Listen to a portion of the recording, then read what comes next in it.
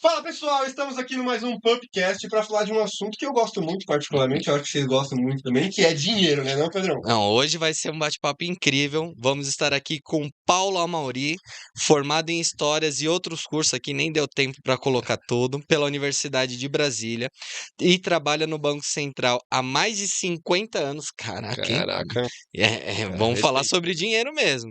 E escritor do livro É Dinheiro, que está na mão dele aqui. Seja muito bem-vindo, meu amigo.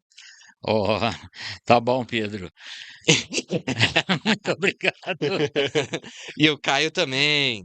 Muito obrigado, Pedro, Caio, né, por ter chamado a gente para falar um pouquinho aqui do dinheiro. Eu não tenho muita experiência de falar em público ou falar em podcast, que antigamente a gente chamava só entrevista, né? Não, e o legal é que assim, hoje vai ser um bate-papo bem tranquilo, tá? Então a gente vai querer saber mais sobre o seu livro, vai querer saber mais sobre a sua história de vida e até puxando, um adendo também. Queria mandar um beijo pra Babi, Bárbara Marinovic, aí nossa Pois é, querida amiga, parceira, Que tem um podcast inclusive com ela. que já tem um podcast com ela e filha do Paulo, né? isso. É a Milindinha que eu chamo ela. Show. Antes de mais nada, É verdade. Antes de mais nada, né? Meu amigo, você achou que você ia tomar na garrafinha? um Olha aqui, ó. presente. Pode abrir ele aí Barbaridade. agora.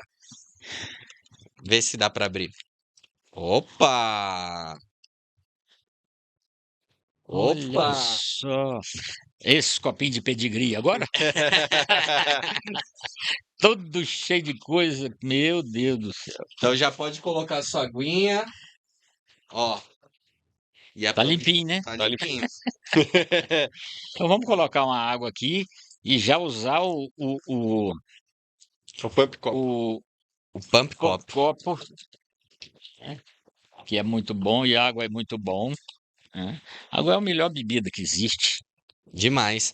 E ó, pra você que tá chegando agora, tá conhecendo a gente, já se inscreve no nosso canal, já ativa o sininho que a gente sempre traz conteúdos riquíssimos pra vocês. Show? Vou te pedir uma gentileza, meu amigo. Só deixa o celular no silenciador, no silenciado, só pra gente já. Bicho, então põe aí, porque esse trem, eu tô com 3 dias de celular novo, tô tomando um banho desgraçado disso aí. Pra atender o Gabriel no meio do coisa ali, eu não consegui achar onde é que eu apertava esse trem aí. Aí. Tá falando? Tá gravando? Ó, tá gravando tudo. Olha só. Aqui o pessoal já vê É que é ao- de verdade mesmo, é ao vivo aqui mesmo.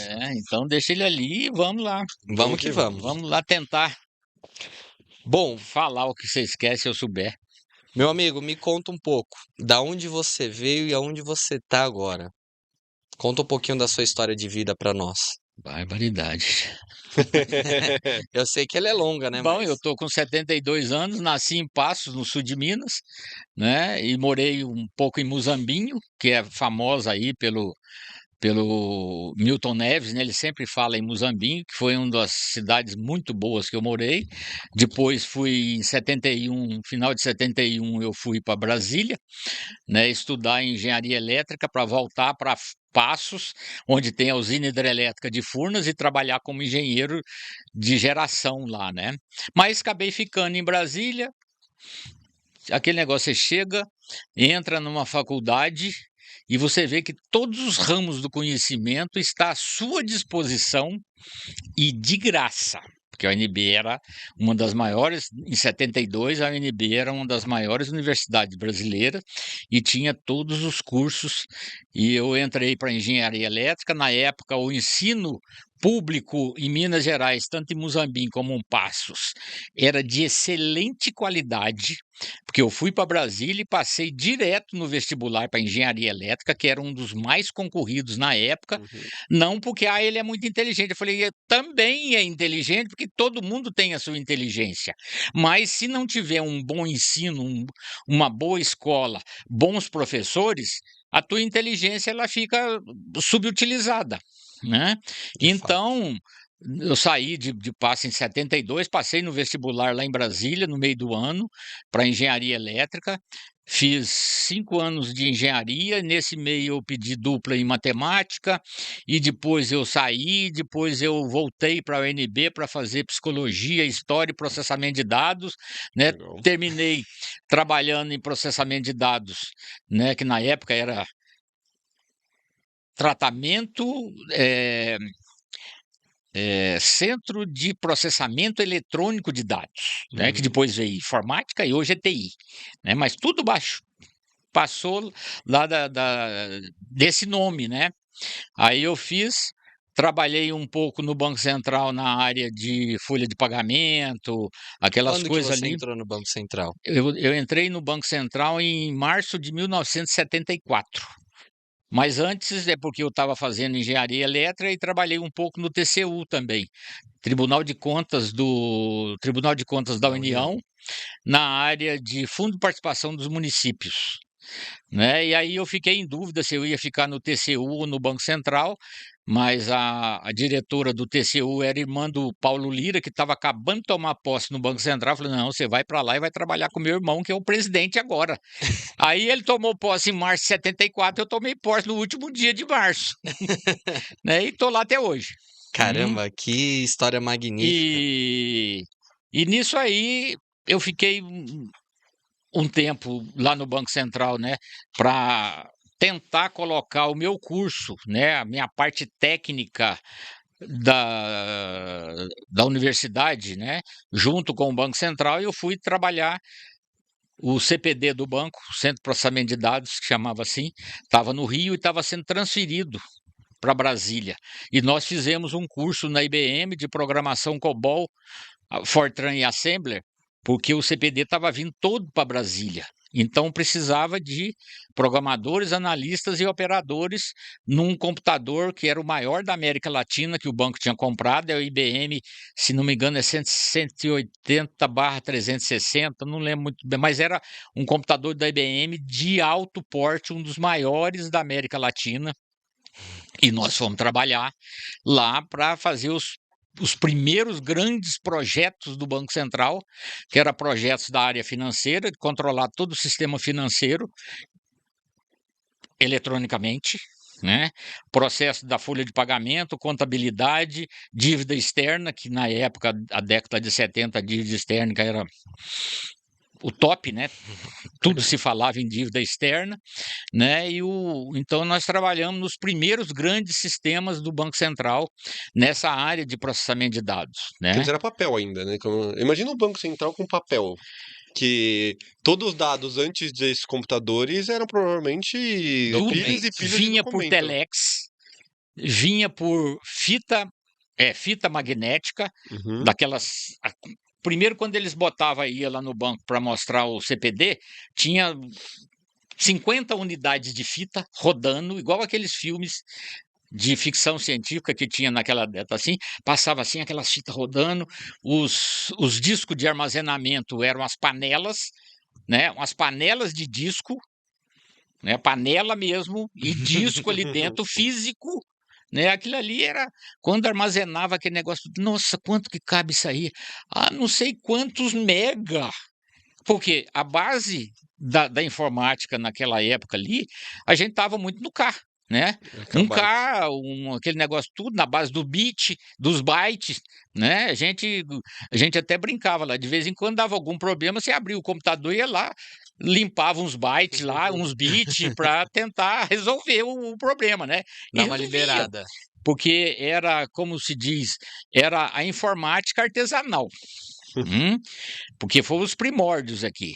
E nós, como fizemos esse curso na IBM, na época era muito concorrido, tinha poucos profissionais nessa área no Brasil. Eu acredito, hoje é Então, difícil, imagina naquela época. então quando nós terminamos o curso na IBM, esse curso acho que foi não sei se chegou um ano, mas foi um tempo na IBM, que era a maior empresa de informática do mundo na época. Concorria com a Boros, tinha a Boros, tinha Fujitsu no Japão, mas a IBM era a top. Então, a gente, na época, nós fomos muito assediados para grandes empresas, principalmente de mineração de Minas Gerais, né, chamando a gente como programador, analista lá e oferecendo assim, né, o que vocês quiserem a gente paga. Se vocês ganham 1.000 aí, a gente paga 10.000. Né, mas aí era segurança, né? A gente era funcionário público do Banco Central. E o Banco Central até hoje é uma das empresas mais sérias que tem nesse país. Isso é o Banco Central, onde eu trabalho há 50 anos. Eu tenho a honra de trabalhar nele e é uma empresa séria. Legal. Né? E é muito bom ouvir isso de você, Isso, porque sim, é uma empresa séria. E os funcionários que trabalham lá são competentes. Teve uma época que nós tínhamos mais doutorados e PhD do que qualquer universidade de Brasília, qualquer universidade do Brasil. Tá? Hoje não sei, mas mesmo assim a profissionalização dos funcionários do Banco Central é uma coisa intrínseca, né? Porque você se desenvolve ali de uma forma perfeita e de uma forma incisiva, né? Para levar a economia do Brasil, levar essa economia que é tentando falar dentro das Minas Gerais, mas é um balaio de gato. Tá? E a gente tem que traduzir esse balaio de gato numa coisa que seja viável. E isso o Banco Central faz. Eu não posso falar pelo Banco Central, eu falo como funcionário e como eu vejo a minha empresa. Né? Senão eu não estaria lá há 50 anos.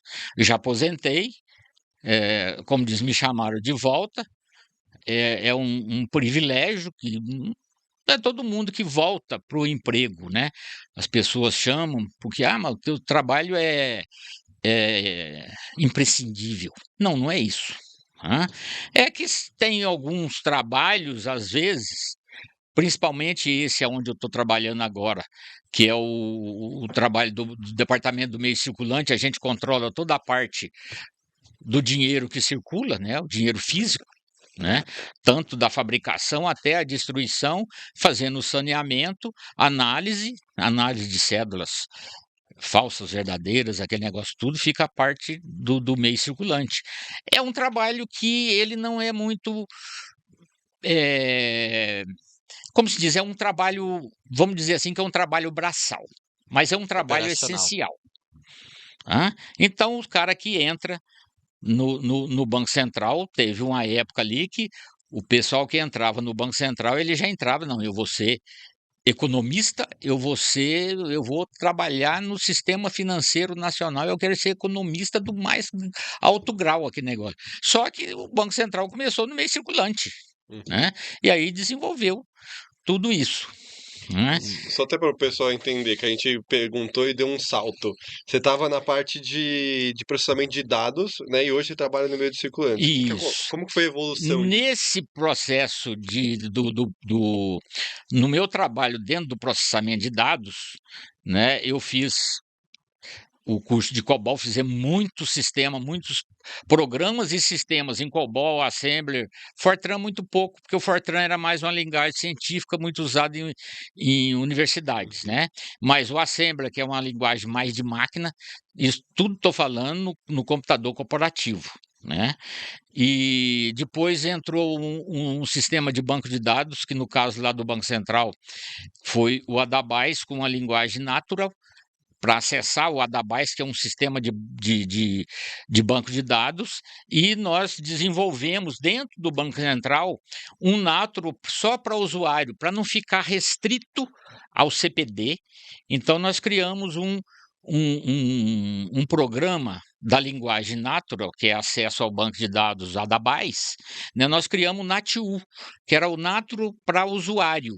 Esse Natro para usuário, eu poderia distribuir em todos os departamentos e para qualquer funcionário do Banco Central acessar o banco de dados corporativo do Banco Central em todas as áreas, a área que cada um trabalhava, para ele mesmo desenvolver um programa e acessar o banco de dados e tirar os relatórios que ele Simplificou. precisava. Então, desafogou o CPD, que nós éramos pouquíssimos, né? Pouquíssimos funcionários no CPD. E ali nós tínhamos que controlar toda a execução, toda a operação e toda a parte de análise de sistemas, né? Então a gente criou isso aí, foi muito bom. E eu me especializei nesse NATU e fui dar curso pelo Banco Central até o começo da década de 90, né? Eu dei muito curso de NATU no Brasil inteiro, nas 9 regionais, né? Porque o Banco Central tem a sede, que é Brasília, depois tem a regional de Porto Alegre, Curitiba, Rio, São Paulo, Belo Horizonte, Curitiba, Salvador, Fortaleza, Belém e Recife. Tá? Então, como o NATU deu muito certo e começou a desafogar o CPD, então nós lá no CPD a gente falou assim, eu posso sentar e dar uma uma relaxada, porque agora a gente bota o povo para fazer, né? Senão você tinha que Deu fazer tudo. autonomia, né? O departamento pessoal queria uma relação dos funcionários que ia tirar férias no mês de dezembro. Tinha que pedir pra Tinha você. que pedir para a gente fazer. Deus me livre, é todo mundo. Aí o NATU facilitou. Então você quer? Não, eu te ensino como é que você faz. A gente estava dando a vara, não estava dando o Aham. peixe. Isso aí foi muito bom. Nossa, foi uma época que nós lá no CPD, nós nos sentimos muito bem, porque a gente estava disseminando a cultura da informática no Banco Central de uma forma coletiva. Uhum. Né? Foi ótimo. Nossa, eu rodei o Brasil inteiro dando esses cursos e tem gente que até hoje a gente conversa, olha, eu lembro aquela vez lá em Belém, lá em Recife, lá em Salvador, Belo Horizonte, Porto Alegre. Eu fazia tudo que eu queria eu fazia. É claro, esse programa NATU não tinha nada que você pudesse entrar na base. Você só podia ler. Sim. Nada de Você não gravar, tinha autonomia nada de. Você não tinha autonomia de fazer nenhuma de alterar. modificação. Você só tinha leitura. Uhum. Pronto, resolveu o problema. Né? Aí, quando chegou lá pela década de 90, começo de 90, que começou a entrar a microinformática, né? E aí eu fui saindo, né? Porque eu entendia do computador de grande porte. Computador, banco de dados, eu entendia de o computador corporativo, tudo ali, entendia, gostava e como se diz assim, o computador de grande porte naquela época era quase mão única. Enquanto eu leio, eu não gravo. Enquanto eu gravo, eu não leio. Uhum. Né? Aí depois veio o Windows, né? A base da microinformática que foi desenvolvido lá naquela época lá pela Microsoft, creio eu, né? Então ele começou a abrir janelas que você poderia trabalhar em 1, 2, 3, 4, 5 janelas ao mesmo tempo, aquele negócio tudo aí, a informática que eu estava acostumado àquele negócio já começou a ficar mais complicada para mim, que eu estava acostumado mão única. Aí Uhum. quando vê ele bota ali, virou uma rodovia. não que eu não, se não tivesse desenvolvido para ali, mas eu achei melhor sair e ir para a área financeira, para a área do Sistema Financeiro Nacional. Né? Então, eu trabalhei no Departamento de Fiscalização das Instituições Financeiras, de organização das instituições financeiras, de cadastro de pessoas físicas e jurídicas vinculadas à instituição financeira, né? Fiscalização das instituições financeiras, aí no coração do Banco Central, que controla todas as instituições financeiras que tem no Brasil, de banco comercial até corretora, cooperativa e aí vai. Né? Então, essa área, eu voltei para essa área né? Saí da área específica do processamento de dados e fui para a área do sistema financeiro, do coração. Como eu tinha experiência de Natiú, daquele negócio, nessa área financeira ficou fácil. Então eu queria tirar por exemplo, ali no departamento de organização do sistema financeiro. Você tinha várias normas ali para você fazer inspeção preventiva, né? Você verificava ali, assim, vamos ver o índice de mobilização de um banco, né? O índice de capitalização, o índice de vários índices que o Banco Central controla a sanidade do sistema financeiro, da rede bancária, dos bancos, a gente poderia fazer. Então, como eu tinha um conhecimento de Natiú, eu comecei a fazer na área financeira, né? Aí agora eu era usuário. Como eu sabia Natiú, aí você pegou a vara, né? Eu comecei a tirar todos os como se diz assim, todos aqueles dados para facilitar a fiscalização indireta e a fiscalização preventiva, né? Que ajudou muitos departamentos, né? Porque tirando aqueles dados ali direto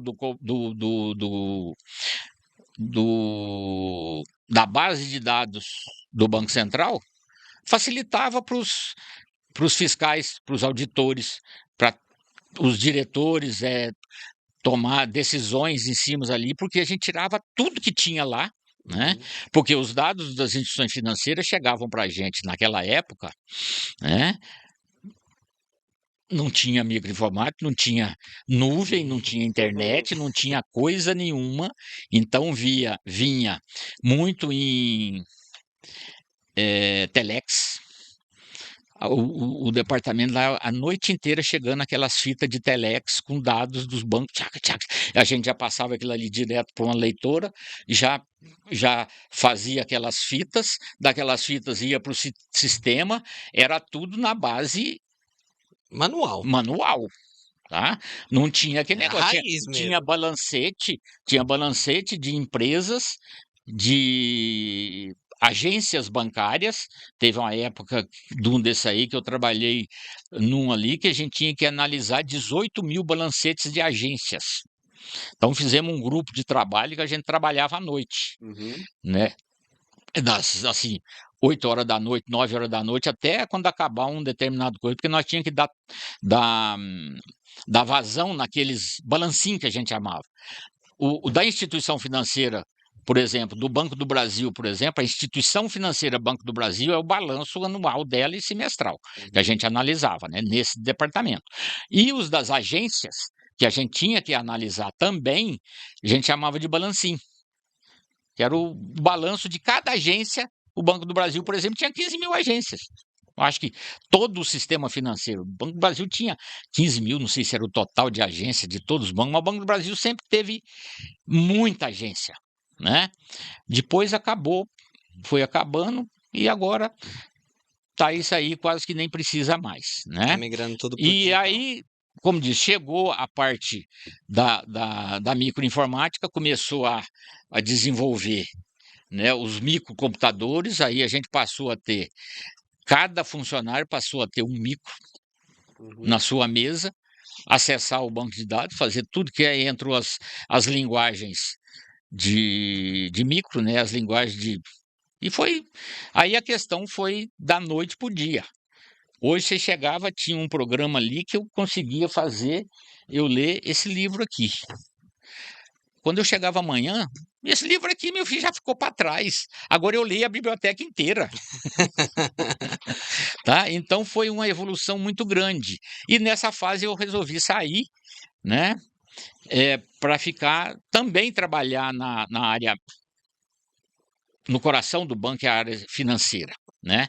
Do sistema financeiro nacional. Em todos os departamentos eu trabalhei, né? Aí quando foi no começo dos anos 90, eu resolvi deixar a economia vigente, que cuidava do real, do sistema financeiro, que negócio, e fui trabalhar no Museu de Valores, que controlava todo o dinheiro brasileiro que já tinha acabado. Então a gente cuidava O resto do banco cuidava do real e nós lá no Museu de Valores cuidava do Cruzeiro Real, que foi o antes, depois do Cruzeiro Novo, do Cruzado Novo, do Cruzado, do Cruzeiro Novo, do Cruzeiro, do Réis, tudo ali no Museu de Valores. E lá dentro do Museu de Valores, nós coordenamos várias publicações sobre o dinheiro brasileiro que não existia. Legal. Tá? Não existia, porque existe uma obra muito grande que é de um suíço que chama Julius Meili.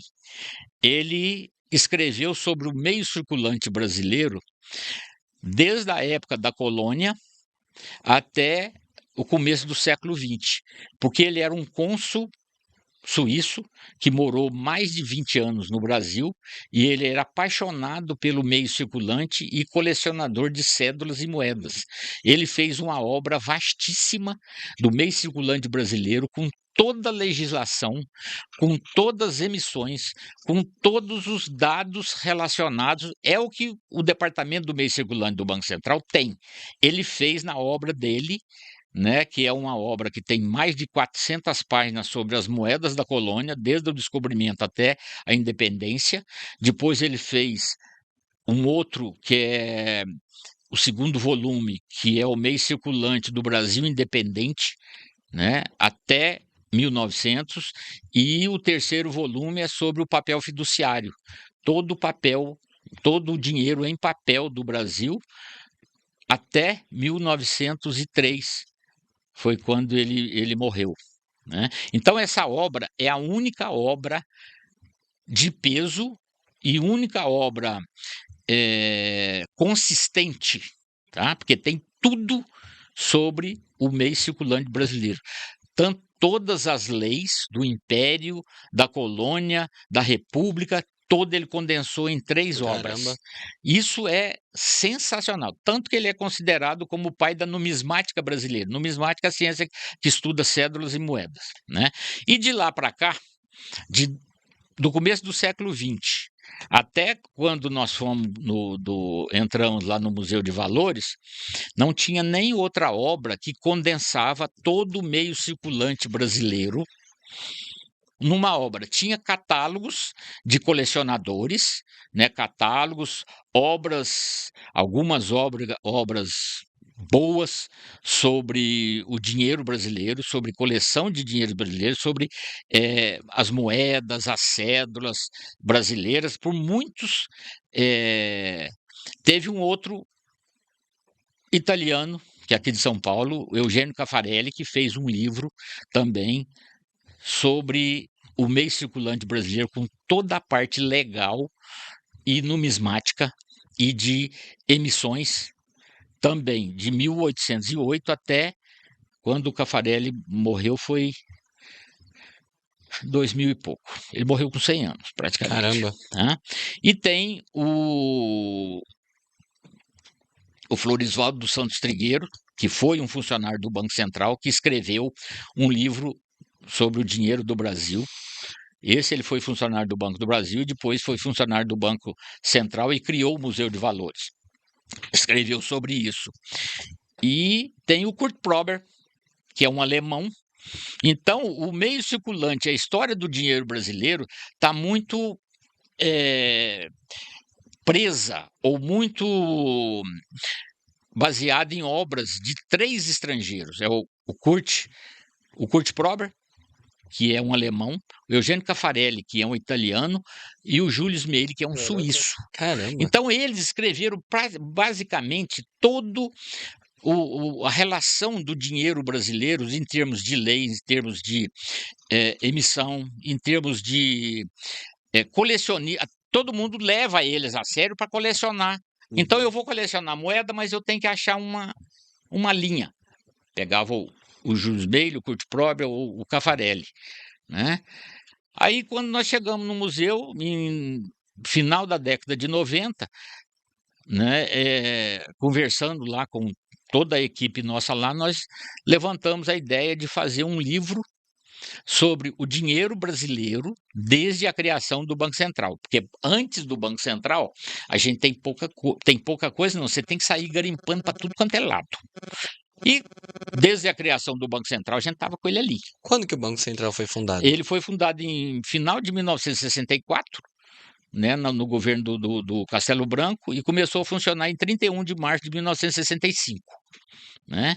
Qual que você entrou para o Banco Central em que ano mesmo? 1974. 74. 9 anos depois. 9 anos depois. 9 anos depois. Realmente eu só não dei uma madeira pro banco, mas o resto Não, você pegou desde o Cruzeiro. Mas você Deu ensinou a um andar. cruzeiro de Você não, deu 70. você não deu uma madeira, mas você ajudou a andar, né? Ajudei ele a andar. Desde 9 anos, desde o Cruzeiro, depois o quê? Umas 5 Desde o moedas Cruzeiro. depois disso. É, isso que é, 2 anos, foi 3 anos depois de Quando eu Bretton entrei em Woods. 74, era o Cruzeiro de 1970 que estava vigorando.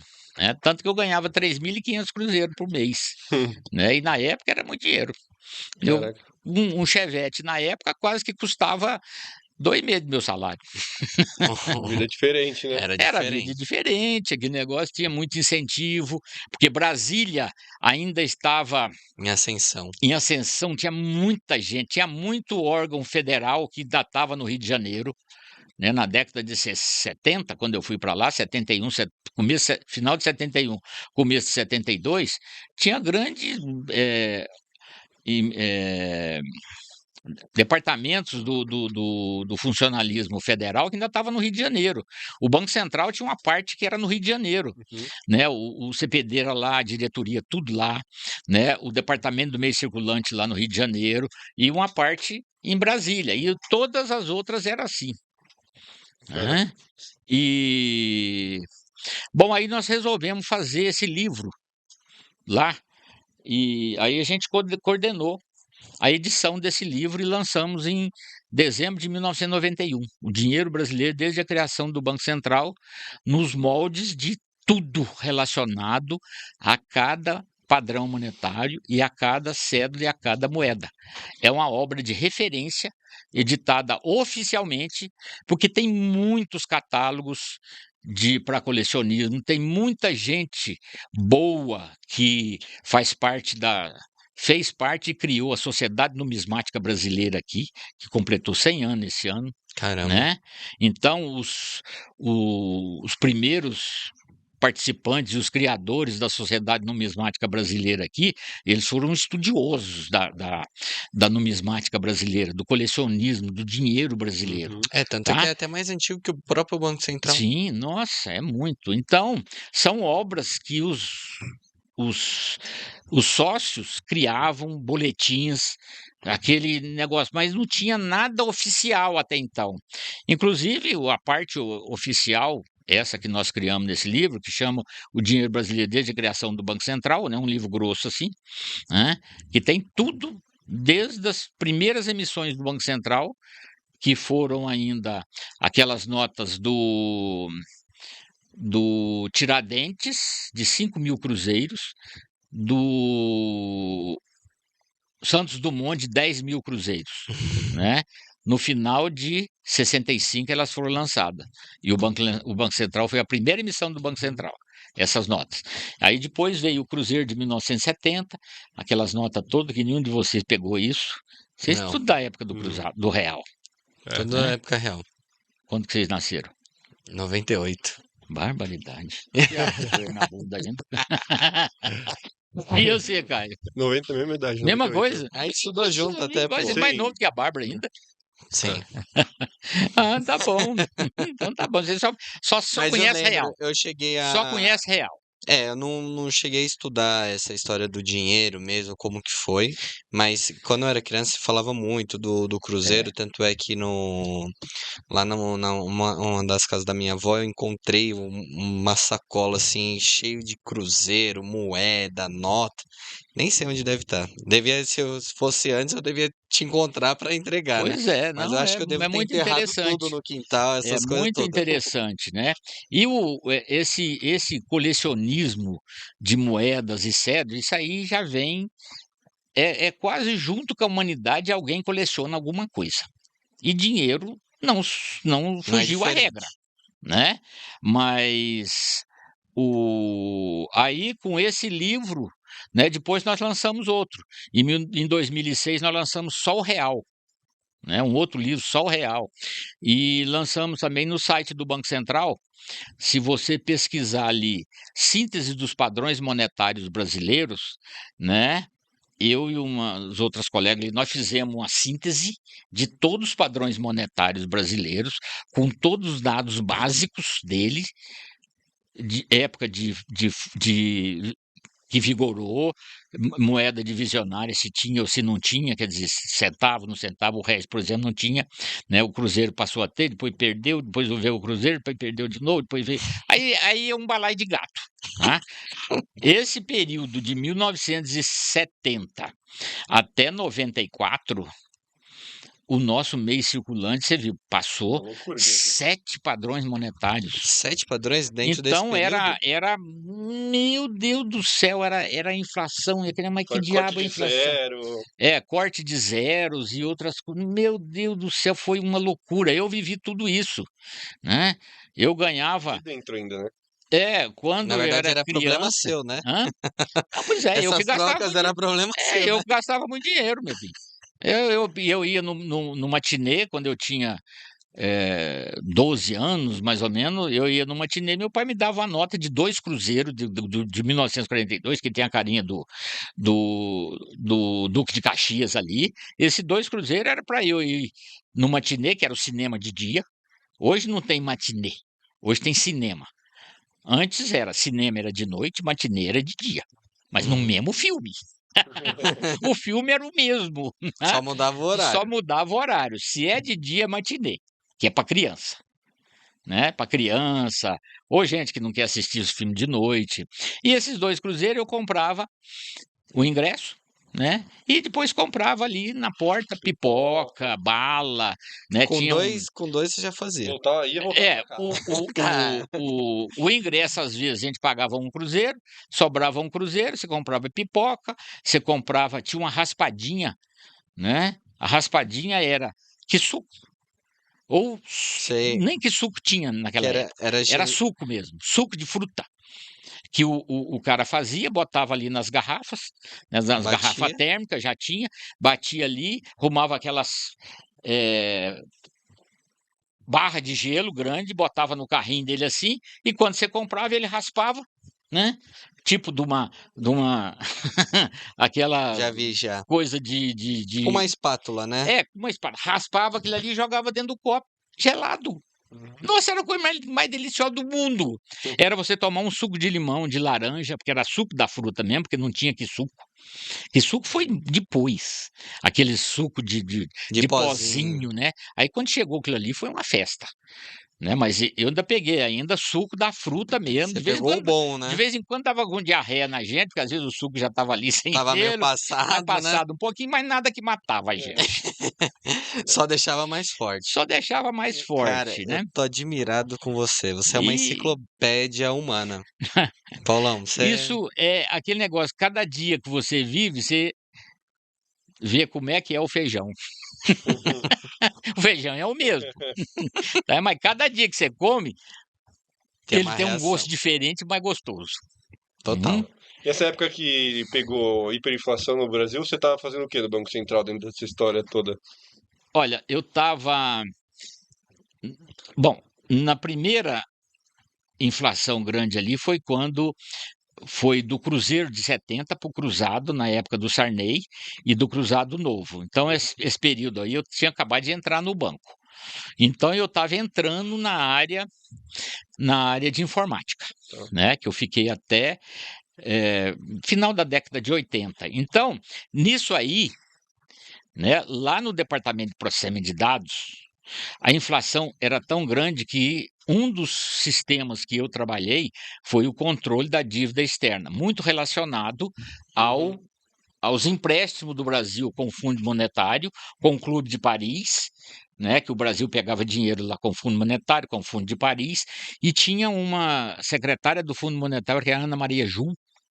Ela sempre estava aqui no Brasil para ver como é que estava a situação do controle da dívida externa. E nós, no departamento de informática, um dos sistemas que nós trabalhávamos foi o controle da dívida externa.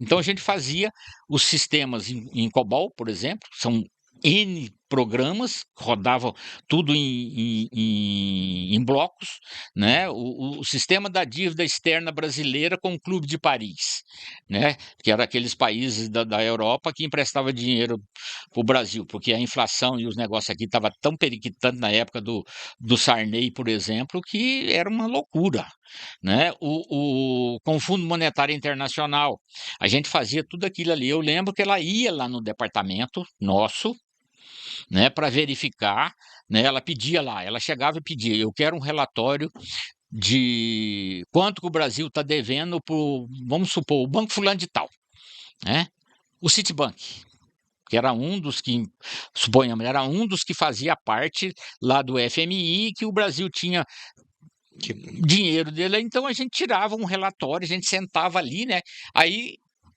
dia e noite era a mesma coisa.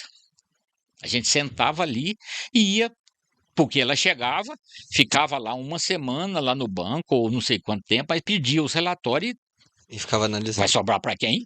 Para quem trabalha no CPT. Então a gente tinha que fazer aquilo ali. Como a gente trabalhava no sistema da dívida externa também, a gente pegava aquele negócio e deitava o cabelo naquilo ali de noite, de madrugada, de dia, em qualquer hora, tirava os relatórios, levava lá para o diretor, ela olhava aquele negócio ali, não, tá sim, aquele negócio tudo. Ela sempre gostou do trabalho do processamento de dados do Banco Central, porque praticamente tudo que ela pedia, né, a gente Saía. fazia, né? Deus que me livre de não fazer. Nem sei Tinha o que que você entregar, né? contentava, né? Tá, porque o banco, os dados a gente tinha, né?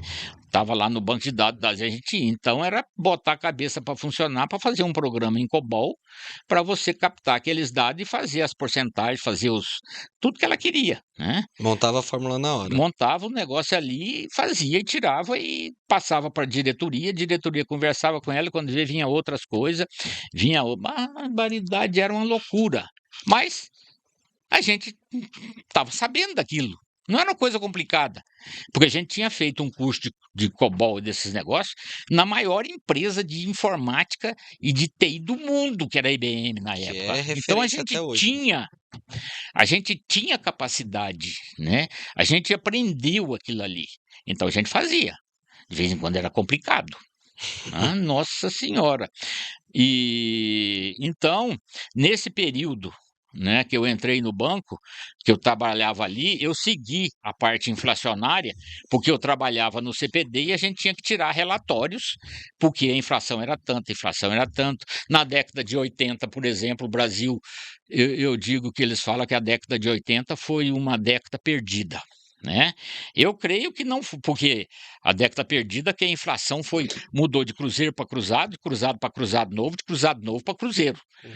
Em 10 anos, nós mudamos 4 padrões, saímos do cruzeiro para o cruzado novo, para o cruzeiro de novo.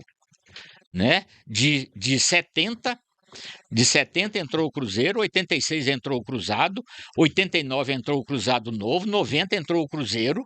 Gente, isso é uma loucura. Tá, é uma loucura no mundo inteiro, não tinha. Só na Alemanha, na época da Primeira Guerra, na década de 20, aquele negócio que a inflação foi Era tanta troca, o galopante. pessoal não tinha nem criatividade pra criar nome mais, né? E uma que, quando mudava, a inflação comia o dinheiro, aquele negócio, tudo, a criatividade que mudava do réis para o cruzeiro em 1942, novembro de 42.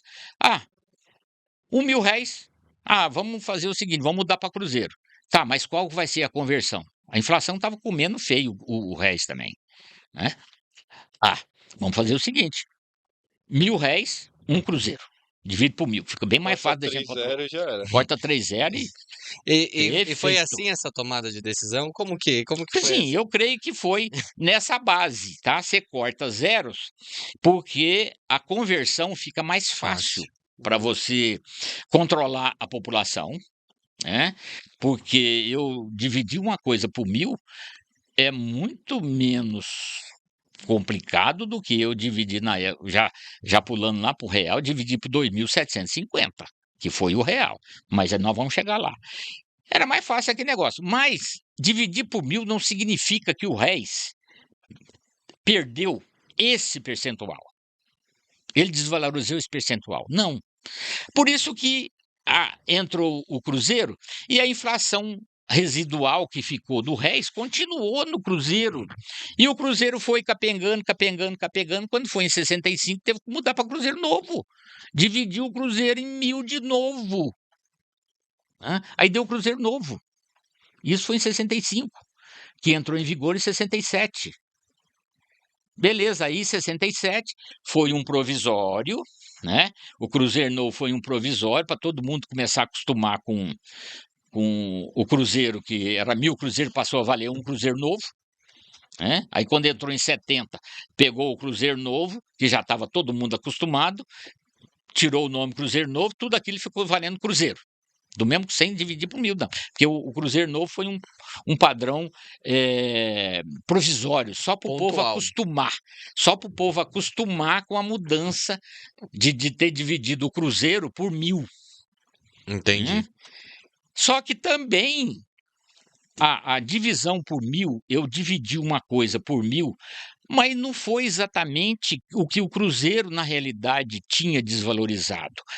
A inflação residual que tinha naquela mudança ali continuou no Cruzeiro novo, depois continuou no Cruzeiro de 1970. É que você tentou cortar talvez um efeito psicológico das pessoas, cortando zero, mas você não tinha resolvido a raiz do Cortar problema. zero. Né? Aí os caras falaram assim, bom, vamos dividir por 1000? Você Mas resolveu um se a problema de gente dividir por circulação, 10 mil? Vamos dividir por 10 mil aí, fica muita coisa.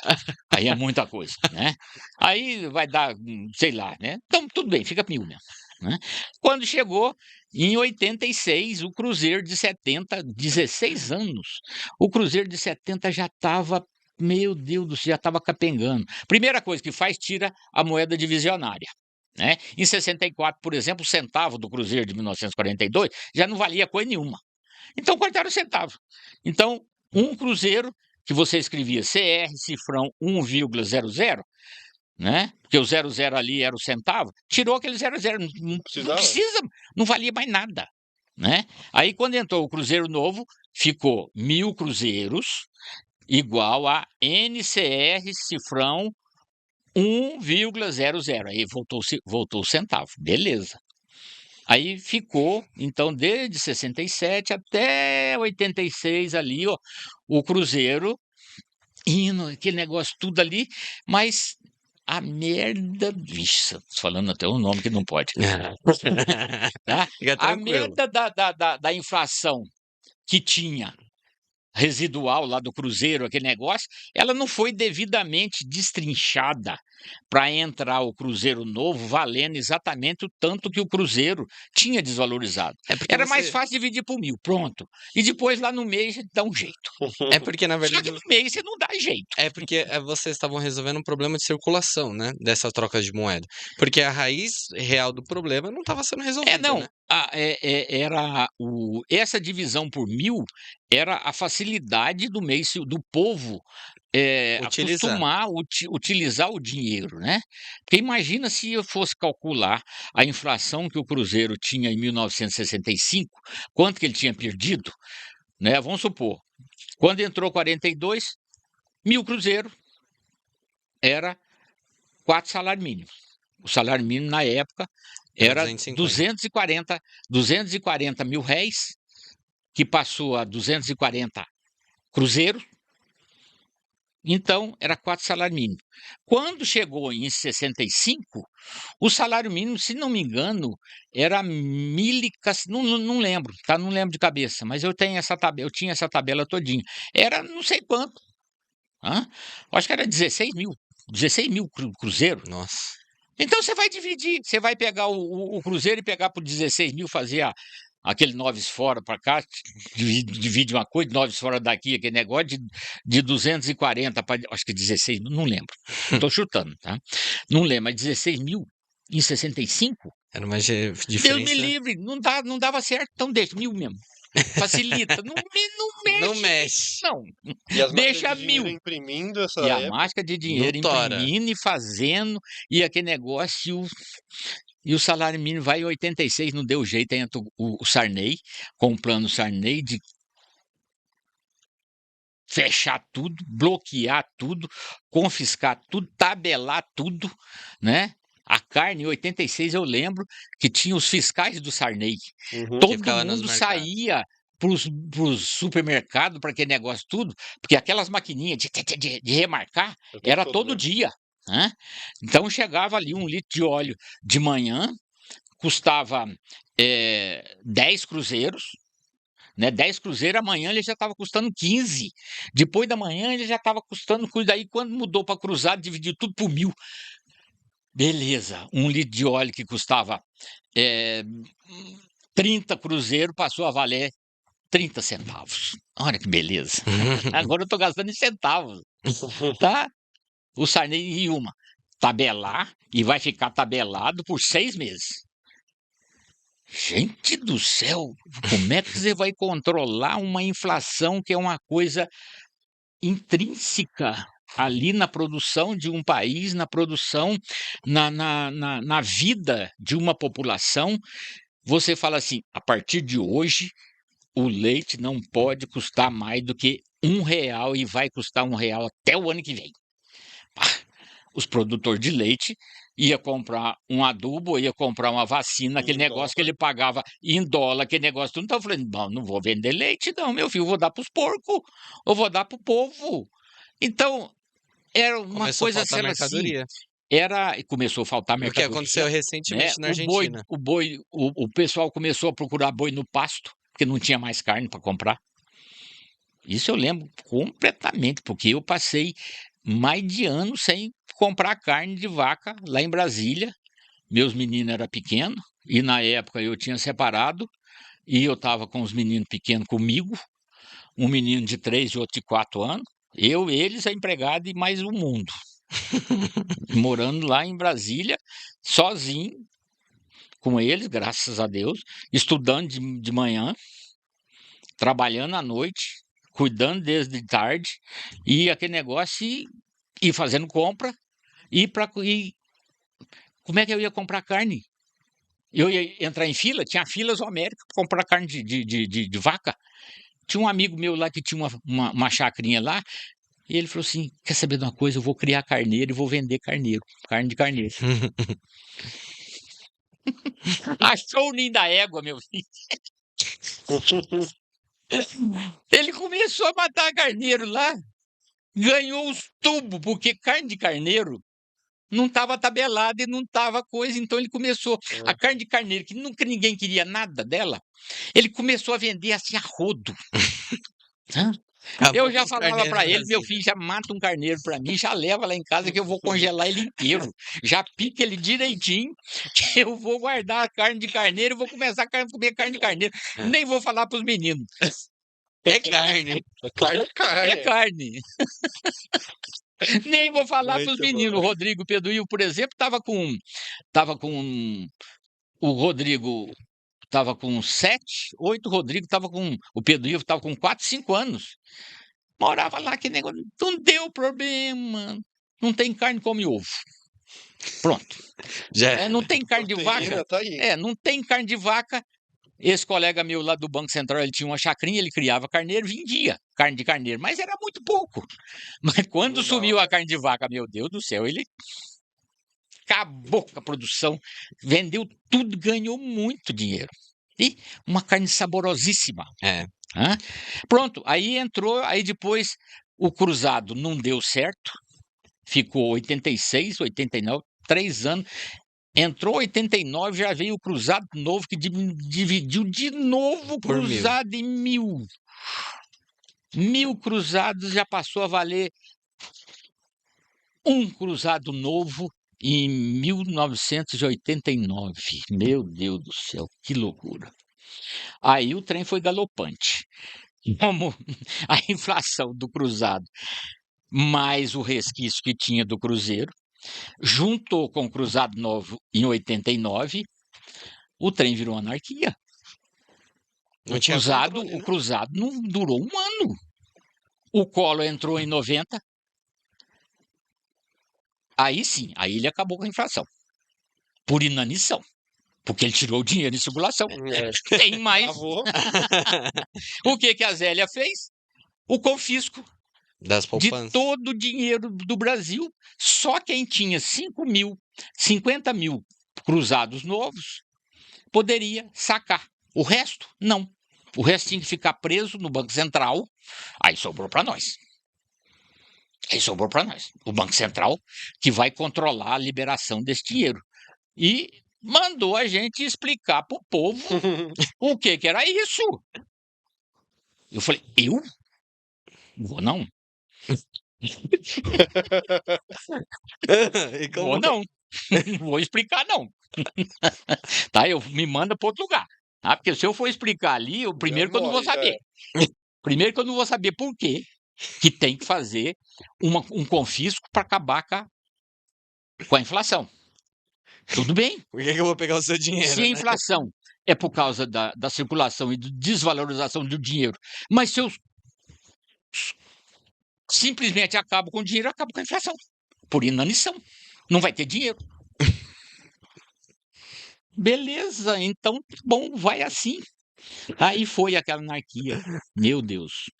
Tinha gente que chegava no Banco Central que tinha que comprar coisa importada, então era uma loucura. Tinha gente que chegava lá com receita lá, ó, esse remédio meu aqui, eu tô aí com 500 mil, 1 milhão de cruzado preso aí, e eu preciso comprar o remédio lá pro meu pai, que é um remédio importado, porque ele tem câncer, tem isso, aquele negócio. Chegava gente chorando no Banco Central. Morreu gente no Banco Central. Como morreu em vários outros locais aí, por desespero. Tá? Se mataram, né? Por desespero. E a gente estava vivendo tudo aquilo. Né? A gente estava vivendo tudo aquilo e sofrendo as consequências, né, de uma política de uma política econômica, de uma política de controle inflacionário, que era o plano Collor 1 da Zélia Cardoso, né? E o Ebrahim Eres era o nosso presidente lá. O que tem que fazer, meu filho? Numa situação de guerra igual essa aí, Tem que cada fazer. um por si, Deus por todos. E Foi uma como que loucura. foi Foi quando uma entrou... loucura. Vocês chegaram a receber ameaças, essas coisas naquela época? Isso aí, própria imprensa, a própria população, aquele negócio não estava entendendo coisa nenhuma. Mas é claro que sobrou para o Banco Central, porque o Banco Central que era o guardião do dinheiro. Nós que estávamos controlando todo o dinheiro que foi confiscado durante um ano. Então, aquele dinheiro que foi confiscado teu, meu, que estava lá no Banco Central, se eu chegasse no Banco Central e quiser saber, lá eu tenho uma conta no Banco do Brasil e eu tinha lá 1 milhão de cruzado, mas só pude ficar com 550 mil. Então, fiquei 950 mil cruzado, ficou preso no Banco Central e eu preciso dele para viver. Como é que eu vou fazer? Aí entrava com recurso, entrava no Banco Central, no departamento ali a gente analisava, um tanto ali a gente tinha o departamento que controlava isso, eu trabalhava num departamento também que trabalhava com isso, aquele negócio, né? Mas graças a Deus eu nunca tive que pegar um processo desse, analisar e falar não ou falar sim para a pessoa que eu ia liberar o dinheiro dele, não, um tanto só. Né? Que Que era um maluquice tanto isso, né, dele, pô? né? Então, teve colegas nossos, colegas lá do Banco Central que trabalhou na linha de frente. Eu não trabalhei na linha de frente, estava mais na retaguarda, né? Eu estava mais na retaguarda, porque eu trabalhava no departamento de organização do sistema financeiro, no departamento de estudos especiais do sistema financeiro também, de cadastro, de fiscalização, estava ali, aquela coisa toda ali. Então a gente não tinha trégua, né? Não tinha trégua, mas a gente estava lá. O que a gente tem que fazer? Alguma coisa a gente vai. Teve colegas que não aguentou o braiado, entrou em depressão, entrou em licença-saúde, em choque, como a população em si. A população entrava de lá porque o dinheiro estava preso aqui e a gente entrava porque a gente não podia soltar o dinheiro para eles. Então eles entravam porque o dinheiro estava comigo e eu entrava porque eu estava preso com o dinheiro dela e não podia entregar. Danou-se. Cara, que maluquice. Então foi uma época assim brava. E a década perdida de a década de 80 que diz que foi a década perdida, tá? Claro, em certa forma foi. Só que o Brasil, ele é abençoado. Descobrir Serra Pelada. O maior garimpo de ouro a céu aberto do mundo e de toda a história da humanidade. Começou a achar ouro no Brasil a dar com pau. O governo Sarney, tranquilamente, deitou e relou em cima do ouro. O ouro descoberto em Serra Pelada, falar por alto, né? Não estou afirmando nada e nem desafirmando nada. Mas parte desse ouro serviu para pagar um pouco da dívida externa. Sim, e o FMI, Clube de Paris, não sei o quê, não quer nem saber, meu filho. Quer o dinheiro? O teu cronograma de pagamento dos juros da dívida, não sei mais o que, daquele negócio, tudo tem que ser cumprido. Né? Então, sorte que o ouro que foi descoberto ali deu para cobrir um punhado de coisa, inclusive importação de petróleo, né? E outras coisas, porque o ouro foi muito, né? Vamos supor assim, fazendo uma analogia assim, muito só para entendimento. Até então, no mundo, suponhamos, tinha descoberto 100 mil toneladas de ouro. Numa década, no Brasil, nós extraímos 80 milhões de toneladas de ouro. Porra. Então, quer dizer, foi tanto ouro que saiu daqui, essa comparação é só para efeito, não estou dizendo em Sim. valor absoluto, não é isso não.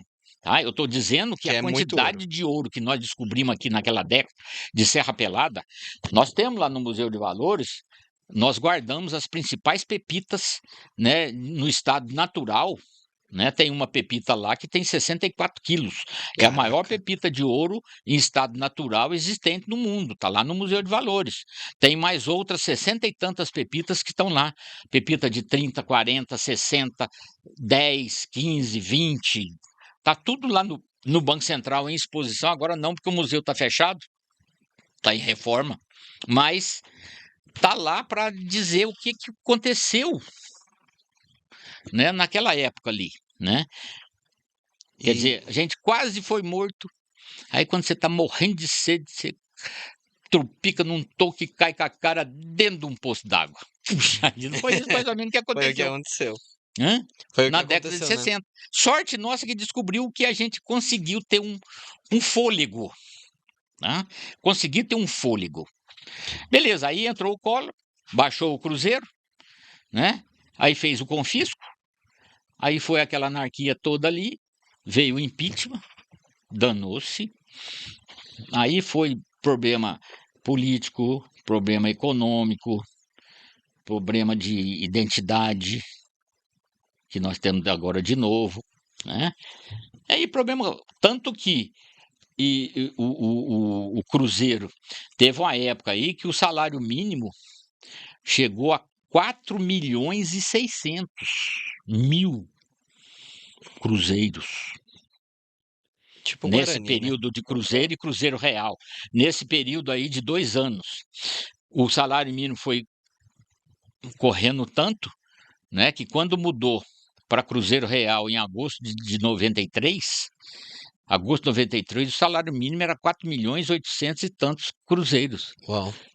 que correspondia hoje, mais ou menos, se você fizer ali, eu creio que dá uns 1.000 e poucos reais. Mas, quer Era. dizer, O a gente volume. vivia Quanto é que era numa teu, situação, tinha o tal do overnight. Uhum.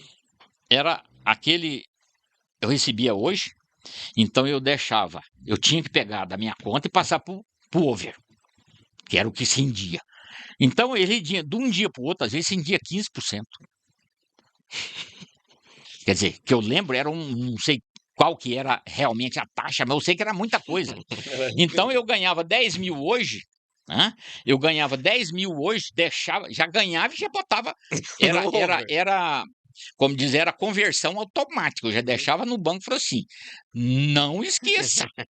É Era over, tudo manual.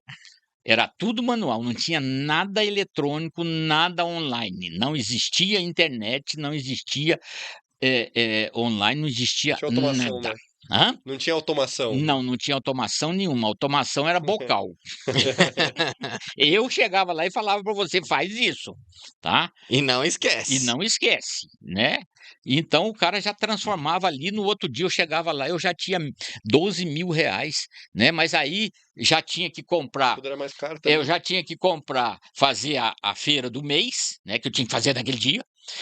Então, se eu chegava ali, o óleo que eu tinha comprado ontem por 10, hoje está 20, o arroz era 10, eu já estava 30, eu já pegava tudo aquele negócio, já pegava, já botava dentro do carro, levava para casa, os 10 mil já ficou 5 mil lá, e esses 5 mil deixa ali que amanhã vai estar 7, mas aí 7 eu tenho que botar gasolina, que era 10, mas já passou para 30.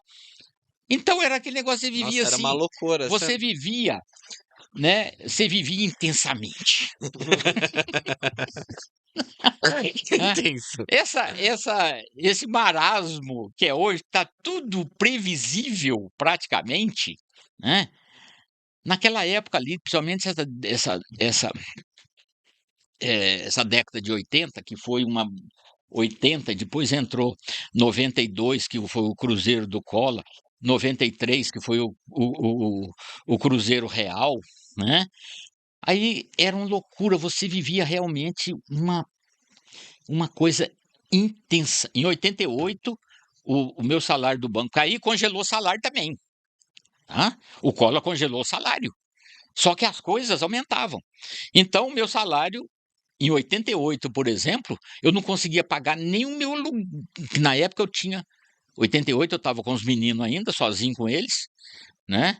Lá, morava lá, que eu separei em 83, fiquei com eles até 89. Morava sozinho com eles e morava num apartamento de aluguel lá em Brasília, né? O meu salário, como estava congelado desde quando o Collor entrou, o meu salário, 88 não tinha o Collor ainda, mas era o Sarney, mas as coisas estavam congeladas, né? Então, o que eu ganhava, o aluguel, que tinha um reajuste de acordo com. Tinha uns negócios, era assim, sem noção, a gente não conseguia. Algumas coisas corria por fora, outras corria por dentro, outras não corria, outras paravam, e você tinha que estar na espreita para ver onde é que você ia.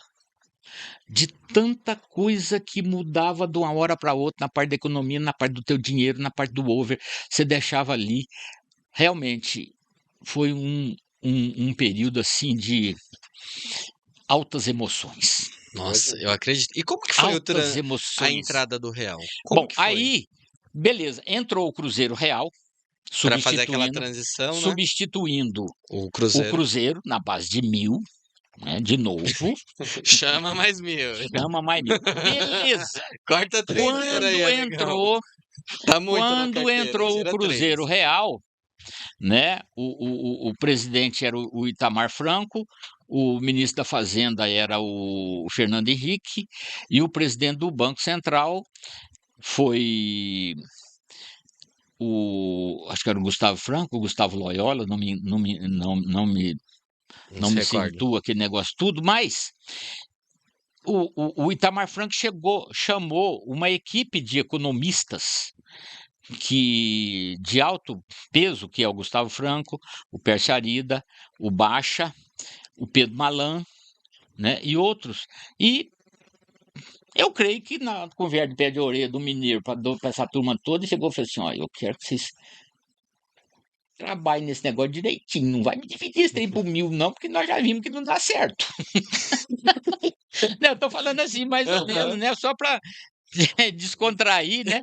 Ó, não vai dividir esse trem por 1.000 não, porque nós já vimos que já tá vindo aí desde 40 que não dá certo. Então você faça um jeito aí de arrumar um jeito, né? Quando a gente botar o real, ele vai entrar valendo o tanto que o outro perdeu, né? E aí eles fizeram o trabalho, que se não me engano foi um trabalho de doutorado, não sei o que é de um dos caras da equipe, não sei se era do Baixa, né? O Gustavo Franco, essa turma toda economista muito de uma escola já um pouco diferente, né? Aí eles falaram assim, não, então vamos botar o meu TCC, eu entreguei lá, eu fiz o Em meu prática. TCC, eu fiz o meu TCC lá no tal dos Unidos lá, né? Que eu falava que era isso assim, eu criei uma moeda virtual, né, para indexar. O RV. Para indexar o Cruzeiro Real, eu vou indexar o Cruzeiro Real, eu vou basear, por exemplo, o que está levando o Cruzeiro Real a perder valor, né? Aí então, o cara chegou lá e falou assim: bom, o dólar é tá, mas o dólar, vamos deixar ele aqui para ver onde é que ele vai entrar, né?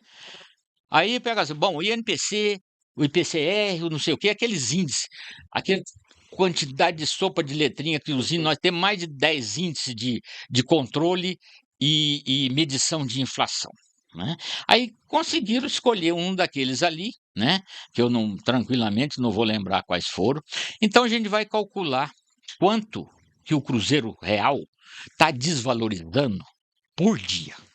E vamos criar uma moeda virtual, que é o RV, Unidade Real de Valor, e essa unidade vai ter um índice todo dia, né? E esse índice corrige o Cruzeiro Real.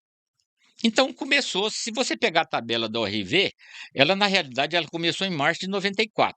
Mas eu acho que se você pegar a tabela de ORV, ela começa desde o dia 1º de agosto de 1993. Acho que ela começa com 1. E vai, quando chegou em março, ela estava, parece que o Cruzeiro Real, na realidade, tinha desvalorizado 67, que era o valor da URV. Então, o valor da URV era 67. Aí as coisas começaram, quer dizer, entre aspas, um golpe de mestre. Coisa simples, ovo de Colombo. Tá? Então, se eu chamar tudo de Cruzeiro Real, o cara não vai acostumar. Ele vai comprar um litro de óleo hoje por 10, amanhã o 10 Cruzeiro Real, amanhã está 20 Cruzeiro Real, vai comprar. Mas vamos fazer o seguinte: o Cruzeiro Real, então, vai ser a moeda física. Vai ser aquele dinheiro, papel, que eu vou pagar para você para comprar o teu litro de leite. Mas o teu litro de leite vai custar 3 URV. Beleza. O lastro vai estar no RV. 3 URV vai custar o teu litro de leite. E o teu litro de leite vai custar 3 URV hoje, amanhã, depois e depois e depois. Então, o URV passou a indexar os salários e os alimentos e tudo salário em um RV. Aí você pegava, mas quanto que é o RV de hoje? Tá. Em dezembro, em março, quando ela entrou, ela valia 67. Ah, bom. Então, um litro de leite vale 3 URV, 3 URV vezes 67 é 3 vezes 6, 18, 20 Cruzeiro Real é o teu litro de leite. Pronto, eu vou te pagar 20 Cruzeiro Real, porque o teu leite vale 3 URV. E Só cuidado com o microfone aqui, ó. Isso. E beleza. Mês que vem, ou a semana que vem, você vai comprar mais um litro de leite. Vai estar aí no mesmo preço. Eu vou Tem comprar. URV. O teu litro de leite está custando 3 URV. Mas quanto que o Cruzeiro Real desvalorizou? Hoje, a URV está custando 100. Então, o teu litro de leite é 300. O povo já acostumou que os preços das coisas e o salário, tudo era igual em URV. Mas na hora que eu ia pagar, aí os caras falaram assim: vocês estão me enrolando, né? O preço é o mesmo, na hora que eu vou pagar é muito mais dinheiro. Mas tudo bem. Foi tirando do inconsciente coletivo, né? Do inconsciente coletivo, daquele negócio que as coisas estão subindo. Não tinha que mais ter remarcação o tempo Eu não tinha que todo. ter remarcação, era 3 URV, o leite era e ponto, e foi até acabar. Mas o Cruzeiro Real foi desvalorizando, desvalorizando, mas o valor em URV tudo bem. Quando chegou em junho, dia 30 de junho, quanto que valia o URV? 2.750. Então o teu litro de leite estava custando quase 6 mil conto. Olha só, quanto que você... Mas só que estava tudo bem. Porque é 3 URV. Porque era 3 URV, você ficava satisfeito. Tá, e eu também, porque eu também ganhava em URV. Né? O meu salário Aumentava. O meu salário era em um RV. Então eu ganhava 100, 200 ORV e na hora que eu ia gastar, eu gastava em cruzeiro real, né? Tudo bem, então quando o real entrou, R$ 1 entrou valendo uma ORV, sem problema. E quanto que valia o ORV? 2.750 cruzeiros reais. Uhum. Então o real entrou sem nenhuma inflação residual Do passado. do passado. Isso que foi, para mim, assim, como leigo, um cidadão que pôs aquele negócio ali, foi, para mim, foi o pulo do gato, foi um ovo de Colombo. Por que para trás mesmo não fizeram isso? Se sempre teve cálculo de inflação, cálculo daquele. Porque sempre sabia quanto o dinheiro tinha desvalorizado. Mas nunca ninguém teve peito de botar um negócio falando que era isso. Né? E na época do Itamar Franco, aquele negócio, né? Porque veio o problema político do Collor em final de 92. Né? O Itamar Franco pegou uma equipe boa, né? Essa turma, né? O Pedro Malan, o Pércio Arida, o Gustavo Franco, Gustavo Loyola e outros ali, uma turma boa. E o Fernando Henrique, que é um político, né? Tava ali. Tudo bem, né? E aí foi a Aí transição. o real entrou. E por incrível que pareça, o dólar entrou nesse meio aí, né? Porque a inflação e a ORV foi calculada de tal forma que o dólar entrava num câmbio ali muito parecido, né? Uhum. Muito parecido de 1 para 1. Porque estava sendo controlado a desvalorização real Da moeda. do cruzeiro real, né? Então, ficou meio fictício na hora que entrou o cruzeiro real, um cruzeiro estava valendo 80 centavos de dólar. Isso aí é aquele negócio, deu uma forçadinha de barra, né? Deu uma forçadinha de barra, inclusive nessa época aí, até eu acabei sendo um pouco facilitado, que eu estava comprando uma casa lá em Brasília. Chegou aí lá em Brasília, na minha casa? Não. Eu estava comprando uma casa lá e o cara tinha me vendido a casa por ninguém vendia casa e vendia carro por Era cruzeiro tudo real, dólar. que negócio era só dólar mesmo, né? Não pode, porque não é o dinheiro brasileiro. Não pode, mas todo mundo fazia. Uhum. E ninguém cobrava e ninguém batia. E todo você faz. Eu faço que tipo, você faz que não escuta, Tipo faz carne, que né? Tem paga, carne, eu faço que recebo. não tinha carne, mas com ágil tinha, né? Né? Não tinha carne, mas com ágio tinha, né? Então, era aquele negócio. Então, quando eu comprei a casa, foi eu tinha que pagar em julho, comprei em abril de 94. Tinha que pagar uma parte em julho, e eu tinha que pagar, foi US$ 150 mil, eu já tinha dado acho que 50. Então, quando entrou o cruzeiro ali, aquele negócio, eu ganhei, peguei um negócio que eu tinha lá, vendi aquele negócio, de cara eu já tinha US$ 70 mil na mão e paguei o cara ali, ó, porque estava 1 por 1. Uhum. Estava 1 por 1, né? Um pouco fictício, né? Tem as suas razões lá econômicas, você já estudou isso aí, tem muito mais coisa atrás da cortina do que aquilo que você vê, né? Mas nós não vamos entrar nesses detalhes, porque tudo que você for esmiuçar, é melhor você não esmiuçar, porque senão você vai achar chifre na cabeça de É égua. igual esterco, né? É, Quanto mais mexe, mas mais mexe, fede. fede. Então aí o real entrou em julho de 94, valendo realmente o tanto que o ouro tinha desvalorizado. Então deu certo, porque eu não precisava fazer mais nada, né? Mais nada para frente, quer dizer, para limpar a casa. Uhum. A casa já veio limpa. Os outros tudo, eu peguei a casa suja. Então todo dia eu tinha que limpar, mas o negócio é que todo dia tinha mais gente lá e sujava mais a casa nos passados. No real não, estava tudo limpo. Aí ele Parou a bola foi de dando neve, né? certo. É como diz, e uma das coisas mais importantes foi eh, o, aquela, aquela, eh, como é que fala? Eh, Coletiva. Tá? Uhum. A sociedade, ela deixou um pouco daquela carestia que era todo dia, deixou um pouco, né, aquela histeria coletiva da inflação, aquela histeria coletiva de que o dinheiro está valendo cada dia menos, né, com a introdução da ORV, ela diminuiu muito, porque foram de março até julho. Então, abril, maio, junho, 3 meses que, como a memória do brasileiro é curta, 3 meses foi o suficiente. Né? 3 meses foi o suficiente para o cara Já esquecer, aqueceu, já. esquecer aquela histeria coletiva de carestia, de inflação, que foi todos os outros padrões aí para trás. Né? Aí deu certo o real e foi indo, foi indo. Teve suas Vantagens, vantagens, né? O salário mínimo custava 97 reais em julho de 94, hoje está 1.412. Então você faz a conta aí, ó. Em 30 anos, o salário mínimo saiu de 97 para 1.412.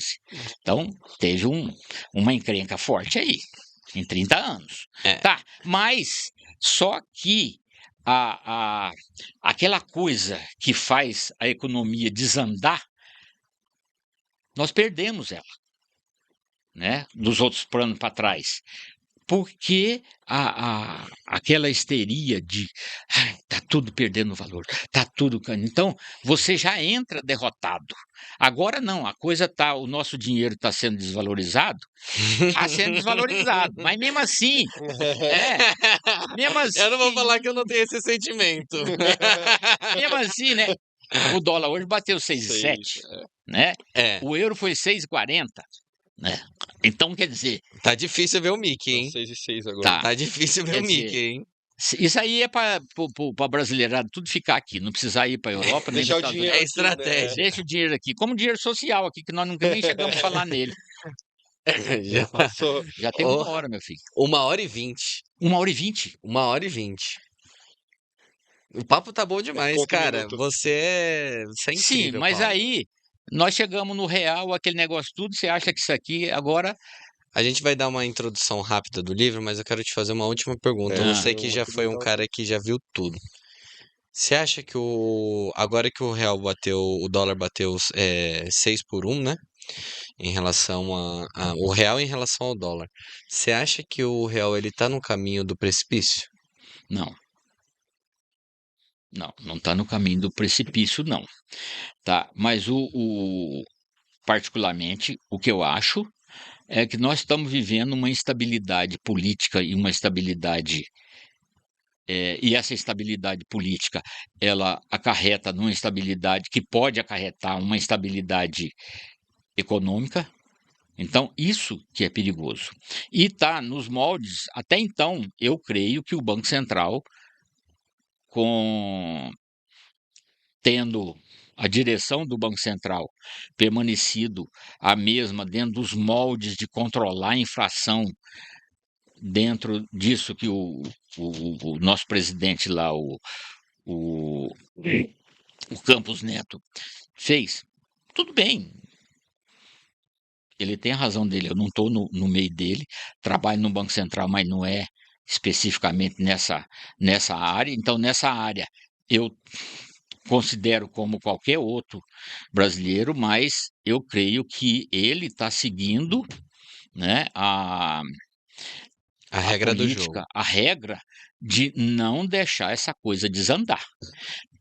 Porque dentro da tua casa, se você ganha 1.000 e você gasta 2.000, a tua casa vai desandar daqui um pouquinho.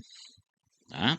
E o que a gente tem visto aqui, nesses últimos 2 anos, que o gasto está desenfreado. Tá? Você tem como provar isso? Não, eu não preciso provar. É aberto, né? Primeiro porque eu não tenho. Está aberto, está tudo aí. É gasto em cima de gasto. É imposto em cima de imposto. Estão se criando imposto um atrás do outro em cima do o nosso salário, por exemplo, o que eu ganhava há 5 anos atrás é praticamente o mesmo da agora. Tá? Nós estamos para ter um reajuste agora em janeiro, não sei se vai ter. E não é só nós, não, é vários. Então, a conjuntura do Brasil, a conjuntura brasileira, ela tá, para mim, tá muito perigosa. Porque a instabilidade política tá tão grande, tá? Que eu nem vou falar se é porque o cara é de esquerda, ou é de direita, ou é de lado, é de fundo, ou é do alto, ou é do coisa. A questão não é essa, a questão não é, para mim, a questão não é ideológica de esquerda ou de direita. Para mim, a questão é de uma instabilidade política, tá? Que você não está vendo o fim do túnel, a luz no fim do túnel. Isso é uma opinião muito particular. Eu não estou vendo a luz no fim do túnel dessa instabilidade política que está tendo aí. Cada hora é uma coisa diferente. É um congresso, é um Supremo, um negócio ali que Tá feia a não coisa. tem as funções. Minha filha, você fala para tua mulher que tem filho novo, é ela que amamenta. Aí ela vira para você e fala: não, hoje é você que vai amamentar. Eu falei: mas não tem peito. Ah, põe ele para mamar, que vai sair leite. Eu não quero mais. Eu não quero mais amamentar agora, é você. Olha a zona que vai virar a tua casa.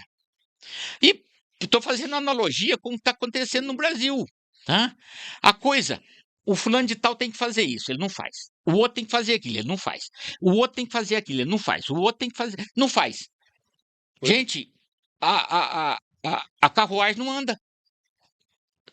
Leva isso para tua casa. Põe a mesma estrutura administrativa dentro da tua casa. Eu vi, se você não apanhar da tua mulher, se você não se separar, ou se não der uma encrenca ali, tá? A possibilidade da encrenca é 100%. Se você não tiver organização dentro da tua casa, isso eu não estou vendo na administração política brasileira. Tá uma anarquia. Eu estou com 72 anos, já passei presidentes e ditaduras, que eles chamam de ditadura, eu já passei de governos que prestaram, governo que não prestaram, de ministros que entendiam, de ministros que não entendiam, né? Tudo eu já passei aquele negócio. Você vai juntando uma coisa, uma opinião tua, que não vai estar em livro nenhum. É a minha opinião. Tá? Então agora, a coisa para mim está fora de controle totalmente. Quem tem que fazer, não está fazendo. Quem está fazendo, não tem que fazer.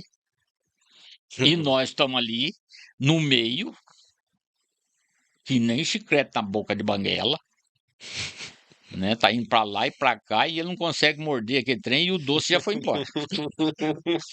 Show, meu amigo. Muito top, muito bom. Né? Ó, obrigado, viu? Foi Hoje muito você top. acabou de, tipo, contar a história da evolução do dinheiro no Brasil. Isso aí é uma opinião de um leigo. Eu não sou funcionário do Banco Central nisso tudo que eu estou falando. Eu tenho experiência de ter trabalhado lá, mas é uma opinião Sua. minha, A né? gente falou com o Paulo aqui, não com Não, com funcionário com o do Banco Banco Central, Central. aquele negócio tudo, o Banco Central simplesmente foi onde eu trabalhei, aonde me deu uma bagagem de muitas coisas, mas não estou falando por ele, não estou falando por nada. Perfeito. É tudo aquilo que eu fui acrescentando, né? Acrescentando e foi ficando aqui, leituras, conversas e Muito aprendizado. tudo. Foi muito Mo- show. Mostra o seu livro pro público, para eles verem.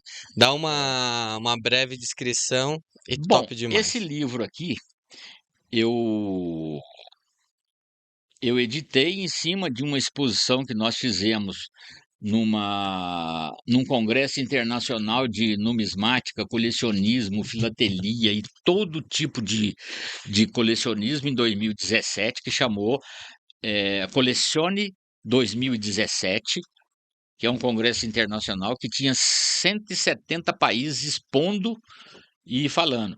Esse livro eu fiz didaticamente para relacionar o dinheiro oficial, que tem todas as suas características aqui, comparando com o dinheiro social, quais as características que o dinheiro social tem, por que que vale dinheiro? Porque esse dinheiro social tem algumas características, porque o dinheiro oficial vale porque ele tem todas as características, e fim de papo, está instituído, né? Está instituído e né? Está instituído e tonto. Eu fiz uma comparação com o dinheiro social, é um dinheiro que circula em algumas regiões Específicos. específicas, de geralmente muito pobres ou muito sem estrutura, e esse dinheiro social foi feito ali por uma associação de moradores, por exemplo. E por que que ele vale dinheiro, que eu botei aqui? Porque ele tem várias características, né, do dinheiro oficial, mas ele tem uma circulação restrita, né? O cigarro na cadeia é um dinheiro social também. Exatamente, tá? Então ele tem várias. Aí, qual é o outro que a gente usa muito? É o dinheiro particular. O dinheiro particular é, é muito interessante porque ele tem uma quantidade de dinheiro particular que é imensa. Vai do cartão de crédito, que é um dinheiro particular oficial das grandes instituições financeiras, que você tem que assinar um contrato, você usa aquele ali no lugar inteiro, vale dinheiro. Você está com aquele cartãozinho, você tem dinheiro onde você quiser. Tá? Os dinheiros de encontros de escoteiro, que só vale lá naquele lugarzinho. O dinheiro de encontros de funcionários, que faz uma reunião, às vezes, lá em dinheiro de igreja, né? Aqui, ó, Quermesse, né? dinheiro de quermesse, dinheiro de encontros, né? Dinheiros quando você vai viajar, por exemplo, você vai num cruzeiro. Né? Você vai num cruzeiro, a primeira coisa que você faz na hora que entra ali, você troca o teu real por um cartãozinho, né? Por um cartãozinho lá, você quer botar quanto aqui que você vai querer gastar aí dentro? Aí, eu quero botar R$ 2.000 aí. Falei, tá aí. Muito bom. R$ 2.000. Pronto, esse cartãozinho tá aqui, ó. Ele vale dinheiro lá dentro do hotel. Do seu navio. transatlântico, né? Que você vai viajar lá para a Europa, no transatlântico, vai ficar 15 dias ali, né? Tem outros, né? Com $2.000, né? Porque R$ 2.000 Ó, aí não. tem dinheiros aqui que, por exemplo, o McDonald's faz aquele McDia Feliz. Uhum. Tudo que você compra ali, né? Aquele dinheirinho, aquele valezinho ali, é um dinheiro particular do McDonald's, que você compra aquele negócio tudo, mas ele vale dinheiro depois para investir numa obra de caridade, por exemplo. Sim. Mas por quê? Ele tem característica do dinheiro oficial? Tem algumas características, porque senão ele não valia dinheiro. Não tem todas, porque senão ele seria oficial. Uhum. Né? Mas ele tendo uma, duas características, vale muito bem. Bom, aí entra agora o famoso Bitcoin, ou dinheiro virtual, que foi realmente criado lá pelo Satoshi, lá pelos anos 2010, 2008, que o cara estava de saco cheio de pagar imposto, de tudo que ele ia no banco sacar um dinheiro, cobrava uma taxa. Ele gastava cobrava uma taxa. Ele tirava o dinheiro, cobrava uma taxa. Vou inventar um dinheiro para mim. Usou a tecnologia mais moderna de nuvem, de armazenamento de dados em nuvem, dados, aquele negócio tudo, que é um negócio assim realmente bem complicado, né? Como é que eu vou guardar um dinheiro na nuvem? E se chove? Tá? Molhou, ferrou, né? Molhou tudo. Então ele criou isso aqui para ser um dinheiro autossustentável, de emissão autoemitido, né? Ele mesmo fez. Ele mesmo emite, ele mesmo guarda. E você mesmo. E ele mesmo gasta. Cada um faz a custódia E do cada seu um faz a Bitcoin. custódia do teu dinheiro. E qual é a segurança dele? Não tem segurança. A segurança sou eu. Tá? O amparo da segurança em relação a cripto é a tecnologia. É a tecnologia. Mas em relação à pessoa, somos até nós. que alguém consiga burlar a tecnologia do blockchain, que é um armazenamento praticamente inviolável, não sei até quando, tá? Uma hora vai chegar um caboclo aí, como o cara criou o blockchain desse armazenamento quase inviolável, dali um pouquinho vai surgir um que vai descobrir um pontinho ali e vai inviolar isso aí lascou, né? Então, o Bitcoin, ele ele foi criado exatamente para não ter ingerência política, ingerência empresarial, ingerência estatal, ingerência nada. É meu. Eu crio, eu minero, quer dizer, eu acho, né? Eu saio procurando Bitcoin aí, quando eu achar, eu fico para mim. Agora, eu só posso gastar com quem quer aceitar o Bitcoin. Hoje já tem. Esse daí é o lema do Bitcoin, né? O peer-to-peer, que você manda de um ponto para o outro, Sim. mas só que hoje já tem aplicativos que você manda em Bitcoin e você, tipo, transfere em Pix, que é real, ou em dólar. Sim, aí uma das características da criação do Satoshi do Bitcoin, ela está indo para água abaixo, que é o controle da Receita Federal dos estados. De qualquer forma, você tendo Bitcoin, eu só gastando gente com Bitcoin, dali um pouquinho vai aparecer um carro na tua conta, dali um pouquinho vai aparecer uma casa, dali um pouquinho você vai sair viajando pelo mundo inteiro e a tua continha lá na Receita Federal do teu determinado país está sempre ali, eu ganho salário mínimo. Até porque se descobrir uma vez que essa conta, você já sabe tudo que Já você fez, era. que é transparente, né? Você sabe. Transparente. Então, Faz a blockchain. é o... Ninguém te toma. Não, ninguém te toma. Mas que Mas- você dali um pouquinho vai começar a falar assim, eu tenho, mas não queria falar, mas agora eu vou ter que falar. Tá? Então, é aquele negócio. A ganância dos governos e dos governantes é tão grande desde que mundo é mundo, em cima de imposto, porque o cara que cobra imposto é porque ele não quer trabalhar, ele quer ganhar, ele quer viver a função dos impostos que ele cobra de você. Todos os governantes, todo o país é assim. Eu vivo em função dos impostos que eu ganho. Tá? Então, por que ele é dinheiro? Porque ele tem algumas características do dinheiro oficial que eu falei lá na frente, né? E vale dinheiro, tem muita gente aceita e você compra o que você quiser com ele. E a transferência? Gente, naquela época eu te falei, tinha um amigo que estava na Alemanha e o pai dele, lá do banco, meu colega, todo mês mandava lá 2, 3 mil dólares para ele viver lá Na Alemanha. na Alemanha, porque é bem mais caro, né? Estava estudando e aquele negócio tudo. Então, cada vez que ele mandava 3 mil dólares do Brasil para a Alemanha, aquele negócio só de taxa, ele mandava 3 mil dólares, o filho dele lá recebia 2.800. Pô, 200 dólares é muito dólar. Aí um dia ele ligou para o pai e falou: eu quero que o senhor me mande Bitcoin. Tá, nem falar. Não sei nem o que é isso, nem quero aprender. Mas o filho ensinou aquele negócio tudo tal.